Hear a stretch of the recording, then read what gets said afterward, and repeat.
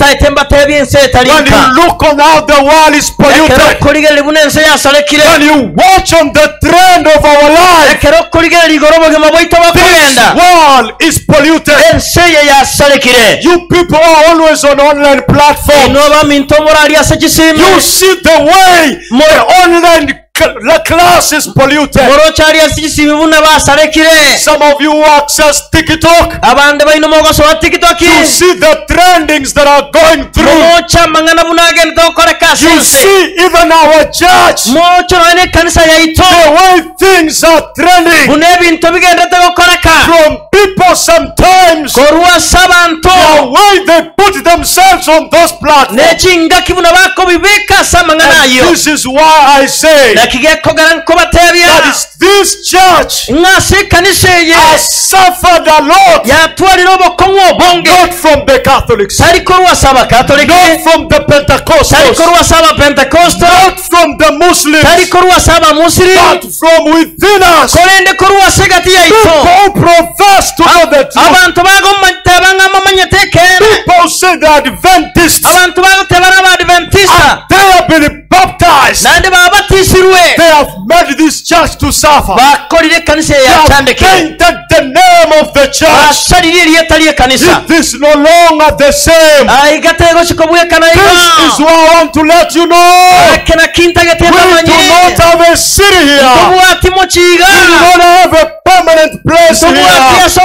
We are waiting for God to come soon. Hallelujah, somebody. We are waiting for God to come. This is the reason why the Bible says that arise and depart, for this is not your rest, because it is polluted. What the Bible says here, sometimes in our life, God can start the nest. God can start the nest. He can start the nest. In the book of Deuteronomy, chapter 32 verses 11 to 12. This is what the Bible says. As an eagle started the nest, flattered over her young,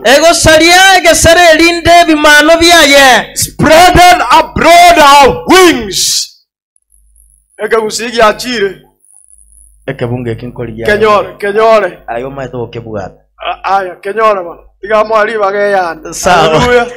Amen. Chapter 32:11 verse 11. 32:11 to 12. Yes. This is what the Bible says. As an eagle started up a nest, flattered over her young, spreaded abroad her wings, and taketh them, wreathed them on her wings, so the Lord alone did lead him. This is what I want to let you know. Ladies and gentlemen, what the Bible says, it is not pleasant to experience what we are going through. It is not pleasant when your nest is starved to have that tells you that sometimes our rest is disturbed. Sometimes our rest is disturbed. Just like God stars the nest of, just like the eagle stars up the nest. Sometimes God can stop our nest. Sometimes Sometimes God can take us out of our comfort zone. That is why sometimes here today you are good, tomorrow you are sad. Today you have a full family, tomorrow one of your members is dead. But God knows that He will carry you through. God can carry you through. So temptations come, God stirs happiness to remind us that this is not hope, to remind us that we are not to stay here forever. So I want to let you this to know, the journey may break your shoes, but it will never break your soul. Lift your head up, accept the difficulties, expect the difficulties, but anchor your promise in home. Encourage others that the road is tough, the road is hard, the road is messy, the journey is not easy. Nobody said nowhere that once you become a Christian, the journey will be easy. Nobody said that. God didn't promise us that. That once you become a Christian, the journey will become easy. By the way, it will become tougher. By the way, it will become messy. So nobody should lie to you that once you become a Christian, the journey will be easy. Because the devil is not interested with the people who have not been saved. He will follow you just because you have accepted Christ. So I want you to know that when we are Christians, we have no city here. It is about the great controversy. It is tough down here. That is the reality of life. But when we say we do not have a city on earth that will supply our needs,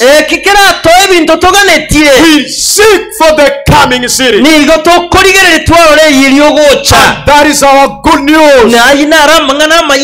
The fact is that everything down here is unstable, is uncertain, and we go from one place to another. But here is not our home. Our citizenship is in heaven. I want you to believe in Christ and take the right direction, because your direction determines your destiny. Where your eyes go, your feet will follow. So where is your determination? Where is your direction? Because the direction you have will determine your destiny. The kind of life you have chosen will determine where you will end. You have to take the right path. You have to take the right decision and let your eyes follow Christ. Finally, what the Bible is telling us, we seek the city to come. We seek that city to come, where we shall live forever with Christ, where we shall stay with him in his kingdom up there. What a joy for all of us when we shall get to heaven, when we all get to heaven. What a joy shall be when we shall enter that new Jerusalem, where no pain is, that is city of God. John saw that John saw coming down from heaven, because that city is a city of safety and security. The devil will not come in there. Heaven is not for the wicked, but for the persecuted. Heaven is not for the devil, but for you and I. Oh, wonderful place I want to be. It is a place that will call home, where many mansions are. That is what Christ said to his disciples. I'm going to prepare a place for you, not the devil. I'm going to prepare a place for you. It has many mansions, where we will dwell with God in all our days. This is city, we have all manner of provisions and the needful commodities. In heaven, there is nothing that we will lack. The angels will be ministering to us.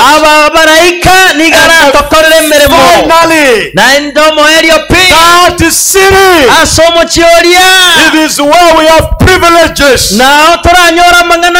where we will have eternal life. We will no longer miss one another. We will no longer separate. We will never become wanderers and sojourners.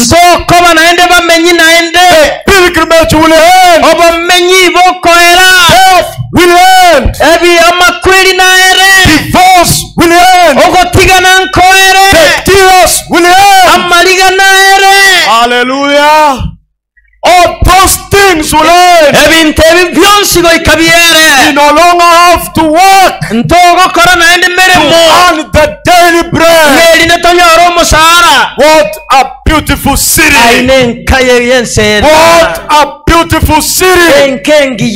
We will rest forever. We will have freedom there. We will have security there. We will have wonderful society there. We will delight in the Lord. My dear friends, you have to walk by faith. You have to have faith. Because faith is walking into tomorrow with nothing but God's word is in your pocket. If you have the word of God in your pocket, just start walking. Take that journey, and you'll be there someday. Let nobody tell you that heaven is a house.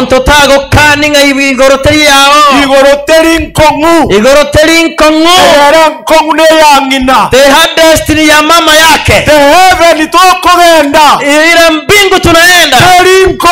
It is not her. The hardest is for his mother. Oh, heaven for God. All of us, we're gonna go there. There is nobody who shall prohibit you from going to heaven. I'm gonna tell you today, heaven is there. It's you who will never want to go there.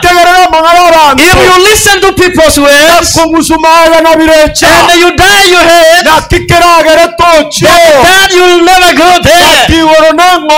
Heaven is easy for us. The hardest is that is for him and who tells you. The hardest is the one for Igambe. And the one for God, we are going there.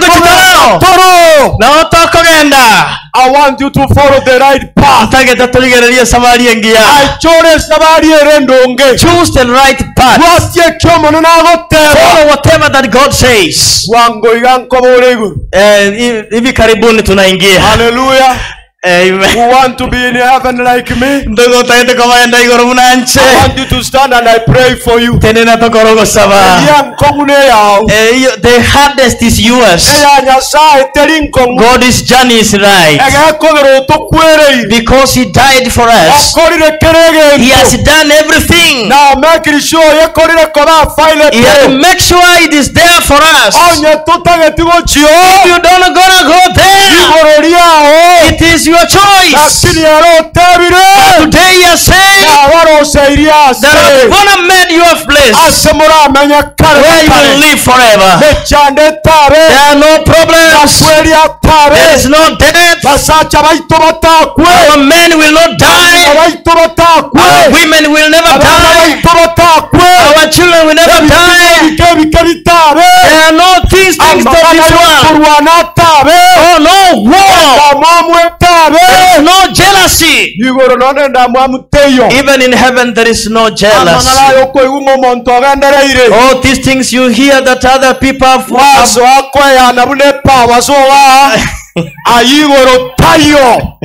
That is not there. Those things are not there in heaven. There is nothing like that in heaven. Be one family. I want you to be there. When I reach heaven, I will run in heaven. If you reach heaven and see somebody running very many miles, no, that is Pastor Absalom. He told us there that he will be running. He ran many years in heaven. There is no tiredness. Then I will tell God that I've reached there. Thank you for bringing me home. I had passed through many trials, but I've seen your hand. God, thank you, and wipe my tears. Hallelujah. Hallelujah. Amen. I want to pray with you. Nataka kuomba, nataka uende mbinguni. Tell him heaven is not hard. The one that is hard is yours.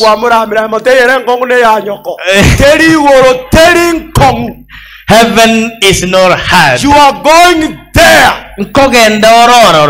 That is the assurance of salvation. Our gracious Father, we want to thank you so much for this morning. Thank you for speaking to us that in the midst of the great controversy, we are on our journey home. The great controversy reminds us that this is not home. Come take us home. Is our prayer. In Jesus' name. May God bless you. Thank you, followers, for that.